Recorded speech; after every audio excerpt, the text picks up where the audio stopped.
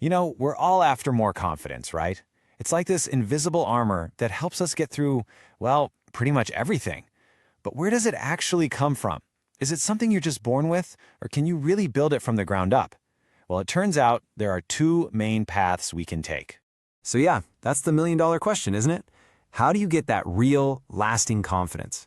The kind that doesn't just disappear the second you're under a little pressure. Is it all about faking it till you make it, or is there an actual systematic way to develop that unshakable self-assurance?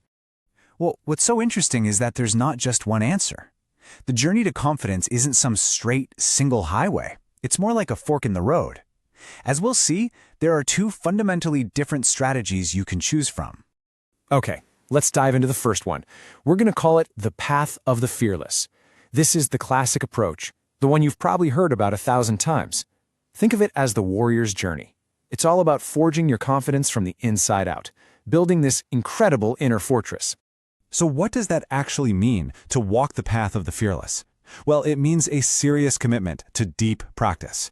You're honing your skills, your knowledge, your whole mindset, until your own internal strength is so massive that all those external factors, they just become irrelevant. The competition, the pressure, what's on the line, all of it just fades into the background.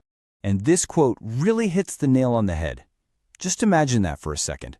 Reaching a point where it makes absolutely no difference who or what you're up against, your confidence isn't situational anymore. It's absolute. It's something you generate entirely from within.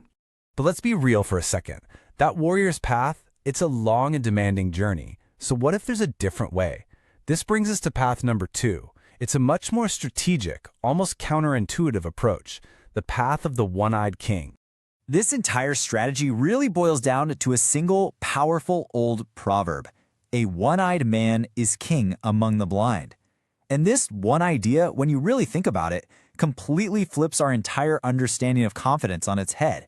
Because here's the key insight. This path isn't about some epic internal quest to become invincible. Nope. It's about smart, external positioning. It suggests that sometimes the quickest way to feel confident isn't to fundamentally change yourself, but to change the game you're playing. And to make this concept crystal clear, the source material gives us a perfect analogy. Let's just call it the game of fish and pond. This comparison really lays it all out, doesn't it? Most of us, by default, end up as the small fish in a big pond. We're surrounded by people with way more skill or experience, and we're constantly comparing ourselves, which just makes our confidence shrink. But the strategist takes the path on the right. They understand that confidence is relative. By deliberately choosing a smaller pond where their skills are more prominent, they create this amazing feedback loop of success. It stops being about being the best in the entire world and starts being about being the best in the room. So, let's just recap what we've covered. We have one goal, that lasting confidence, but two very different ways to get there. First, you've got the warrior's path, which is all about the hard internal work of building that unshakable strength. And then you have the strategist path, which is the clever move of just picking an environment where you're already set up to win. So, this really brings the question right back to you, the warrior or the strategist.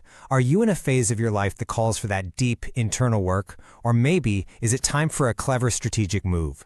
See, the real question isn't just how to build confidence, but which of these paths actually aligns with your goals right now. So, are you training to be the strongest fish in the entire ocean? Or are you just searching for the right pond where your current strengths can really shine? Neither path is right or wrong, but knowing which one you're on, well, that's everything. The choice is yours. Which pond will you choose?